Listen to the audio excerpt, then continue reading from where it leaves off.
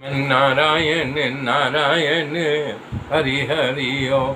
श्रीमन्नारायण नारायण हरि हरि ओम। श्रीमन्नारायण नारायण हरि हरि ओम। करें बिनु पद चलें सुने बिनु काना, अब कर बिनु कर्म करें विधि नाना। आनन रहित सकल रस भोगी, अबिनु बानी बता जय जोगी। ओ ब्रह्म बिना पैर के चलता है, शंकर भगवान सुना रहे हैं, और बिना कान के सुनता है, और बिना हाथ के अनेक प्रकार का कर्म करता है, बिना मुख के जिह्वा के 6 रसों का स्वाद लेता है, और बिना वाणी के बहुत योग वक्ता भी है। जितने बड़े बड़े कथाकार हैं उन्हीं की कृपा से सुंदर वक्ता कहलाते हैं। सुंदर कथा सुनने में आनंद आता है। और कह रहे हैं कि बिना शरीर के स्पर्श करते हैं, बिना आँख के वो देखते हैं, बिना नाक के सूंघते हैं, 6 प्रकार के अलौकिक रसों का आनंद लेते हैं। उनकी महिमा को कहा नहीं जा सकता है।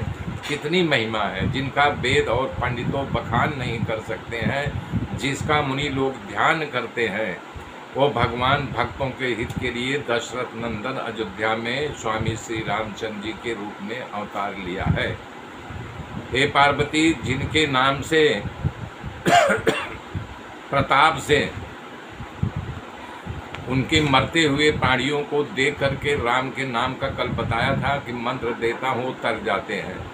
विवश होकर के बिना इच्छा के जो राम नाम लेता है, उस मनुष्य का अनेकों जन्मों का किया हुआ पाप तुरंत भस्म हो जाता है, अपने आप पाप छोड़ करके उसको भाग जाता है। पार्वती, जो मनुष्य आदर के साथ उसका स्मरण करता है और संसार रूपी समंदर गाय के खुर के समान समझ करके उस महान नैनी समंदर को लांघ जाता है। हे पार्वती, यही परमात्मा श्री राम जी है। वो उनको भ्रम रहित देखो। तुम्हारा कहना अनुचित है। जो मनुष्य इस प्रकार का संशय मन में लाता है, उसका ज्ञान वैराग्य सभी प्रकार का सद्गुणों का नाश हो जाता है। शंकर भगवान उनको समझा रहे हैं पार्वती जी के, हे पार्वती जी,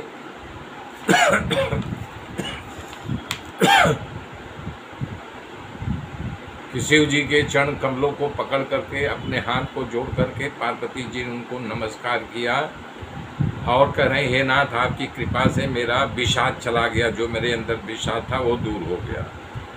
अब राम कथा पर प्रीति हो गई है। आप मुझे राम की कथा को सुनाइए, मुझे समझा करके कहो। पार्वती जी अत्यंत नम वचनों को सुन करके भगवान तब कहना शुरू किए।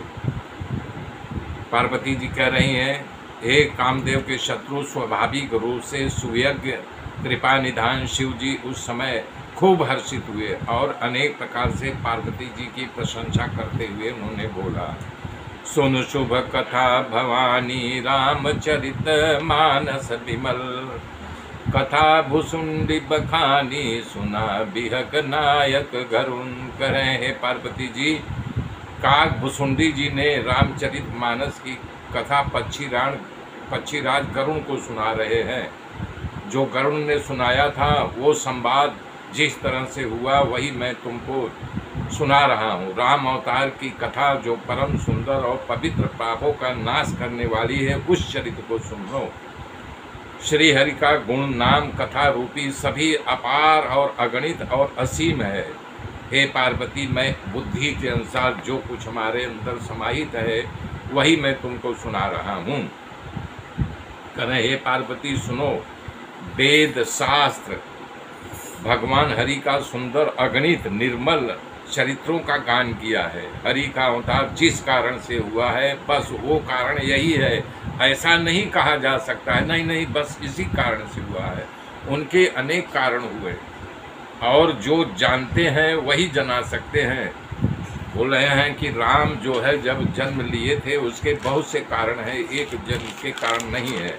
जितना हमारे बुद्धि में आया है उतना मैं तुमको सुना रहा हूँ। हे बुद्धिमती सुनो, हमारा मत ये है कि बुद्धि, मन और वाणी से श्री रामचंद्र जी के विषय में कोई तर्क नहीं कहा जा सकता।